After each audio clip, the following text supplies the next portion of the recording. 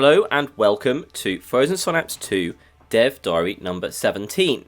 I'm in a bit of a rush this week, so I'm going to go very quickly. So quickly, in fact, that the game is still building in the background of this screen. Again, I've looked, I can't see any incriminating evidence with the things that are available right now, so I apologise for that. I'm going to talk a bit about some timing issues, what I've been working on recently, and get to your mailbag and get this done relatively quickly. So let's go. To start off with, I'd like to thank everyone who's got in touch wanting to be part of the closed beta. Everyone who's emailed me so far has had really nice little stories to tell about how much they like FS1 and how excited they are about FS2, and I've put everyone on the list so far. The timing of everything is coming into clearer focus, and I've now got a set date of the last day of February to be the start of the closed beta. So everyone who's on the closed beta list is actually going to get a chance to get their hands on this thing that I've been waffling about for months and months and months. So that should be really exciting. There's a lot to do between now and then. There are a couple of really big features that need to go in and an awful lot of polishing and bug fixing. But we actually have a date now. And that's a really big deal. So thanks for all of the interest, and I can't wait to see what you guys think when you actually play the game. Now, the last few weeks, I've been working on quite a lot of stuff that isn't quite ready to show yet. Some graphical stuff, which is just not quite there. We have a really nice new transition from the city view to the mission view that makes you really understand that the levels are really keyed in to what's going on in the city level. I will show you that stuff next week, along with a bunch of stuff to do with how you have dialogue with the other AI faction leaders, which is looking really exciting and is almost ready to show. I will show you something though, so it's just not promises and empty nonsense right now. One thing that I've managed to put in is smooth squad movement on the city level. As you may remember from previous videos, the squads would jump forward every minute of in-game time, and of course it would be nice to have something smoother going on. So we're in the middle of making the actual graphical effect work, but you can see that this little guy is moving along smoothly, and he's got a little thing like ripples in a pond behind him. I don't think it's going to look like that at the end. We're just experimenting with particle effects to make it look really cool. Basically, we want it to feel like everything in this view is part of the software that your avatar in the game is using to have surveillance in the city. So that's kind of the thought process that goes behind there. All very boring and not very exciting. But that's what I've been working on.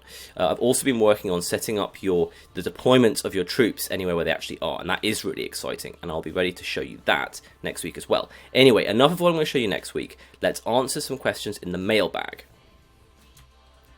Now first, someone called the Beefiestable, which I'm really hoping is the beefiest, legendary Frozen Synapse 1 player, a very good Frozen Synapse 1 player, one of the very first as well.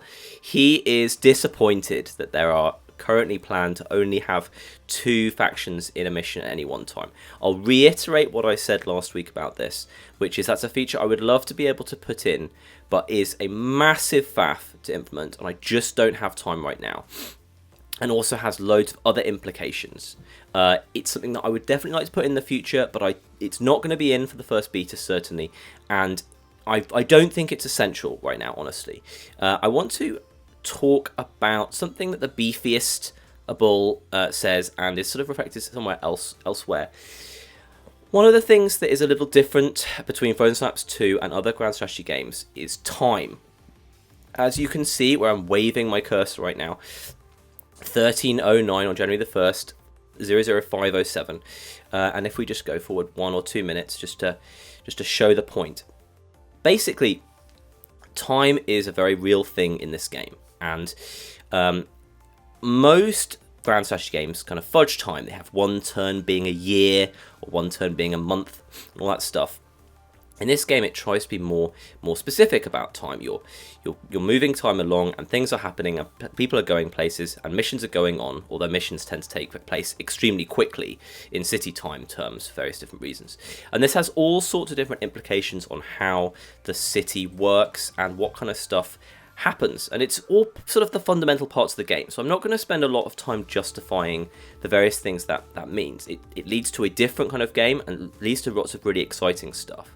And there's a point at which I need you guys to start playing the game to sort of work out which of these things that you might object to, like the beefiest here, are really meaningful things I need to change, and which kind of come out in the wash and actually work out really well. So we'll move along from that. Now, we have a question here somewhere. Yes, about co-op, that's right. Kybes asks if you can play the city campaign in co-op. He liked co-op in Synapse 1. He didn't like having to share plans all of the time. We certainly plan on having co-op in general, and sure, I could definitely imagine adding an automated share plan option this time. That's definitely a possibility. In terms of co-op on the city level, I'm definitely expecting you to, if you and someone else want to play multiplayer and play it cooperatively, that's definitely going to be part of the game. So you and him can have different factions and you'll be playing cooperatively, and that's going to work really well. In terms of actually playing cooperatively on a specific mission that, say, is yours against one of the AIs, if your friend Bob wants to play cooperatively with you on that, I'm just going to have to look into that. That's a nice idea. I definitely want to promote the feeling of playing co-op in this game at the city level between you and your friends' factions. So we'll have to see how that goes.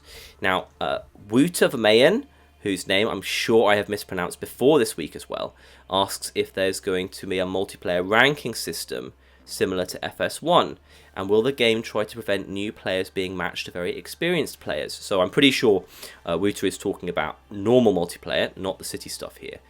This is a really tricky area. I get very annoyed with modern matchmaking stuff. Trying to make sure that you always have someone the exact same level as you means you have to wait longer for a game. You often end up playing the same person quite a lot. It really bothers me. I've always found that Frozen Synapse is a game that actually can be enjoyed between a very good person and a very new person. People have always been really good at teaching new people the ropes, and it's just, for me, not a game which loses fun when you're playing it someone much, much better than you. If you're playing tennis or even pool or something, that's not very fun if the other person is running laps around you. Also, for a matchmaking system that is based on player skill or player ranking to work, you have to have a lot of active players. I would very much like Frozen Synapse 2 to have 1,000 people online all the time, as Frozen Synapse 1 did at certain release points. But I'm eager to not rely on that either. It's really important that the matchmaking system works whether there are 2 or 2,000 people online. So again, always interested to hear your thoughts. We never got the ranking system right, really, in FS1. We had an ELO-based system, which people quite liked, although they always complained about certain results. People always want a more meaningful way of showing their progress, and it's really, really, really complicated because I want to spend all of my time making the game really good. Spending a lot of time trying to make the ranking system is quite a tough one for me. I like elements of the Blizzard or MOBA style gold, silver, bronze, diamond league stuff. But again, I actually mostly want to make a game that's fun for anyone to play against anyone else, and not spend the whole time trying to divide people up into different groups. So there you go. That was a lot of waffle about that. Your thoughts would be very welcome. Now, Sazajkor asks about the hostage-taking stuff in the game. So basically, he asks how that works. If you want to take a hostage in the game, you lead a mission into a building where there are VAT forms, which are the military units, and agents, which are the non-military units. You can kill or subdue all of the VAT forms, and then you can basically end the mission there and decide to take hostages of the agents, and you can then decide to interrogate them for information about their faction, or you can kill them, or you can hand them over back to their original owners, or you can give them to someone else. You can give them to an enemy of their original owners, if you like. It's all supported in the game, and it's actually quite a big feature. And it's really nice because it gives you some interesting stuff to do. Yes, so now Nukes327 asks a long question about having multiple different missions going on at once in a city game. Basically, a mission in the city game is an atomic action that tends to resolve straight away in terms of city time. So, and this goes slightly against the time stuff I was talking about earlier, but it's necessary in a lot of different ways. Basically, a mission always takes 1 in-city minute. That is something I'm looking at, but that's going to have to be how it is to start with. Again, with games like this, you have to make compromises somewhere. But to basically answer your question, not particularly specifically, Nukes 327, you can play any other sort of standard multiplayer games while you're waiting for stuff to happen in the city game, but you're only ever generally playing one city game multiplayer mission at once. And for a final question, Rottenflieger asks, how many people are working on this game at Mode 7? So I am the lead programmer designer, as I have told you a million different times at the start of these videos. Paul does the music, and he does sort of businessy stuff with the other games that we're publishing. He does some of the art direction. So he's kind of, I suppose you'd say he was part-time on FS right now. Robin is kind of full-time as the level designer and the guy who tests and bashes against stuff with me. Malakian, Alex Hayes, is our writer who works part-time on getting all the dialogue into the game.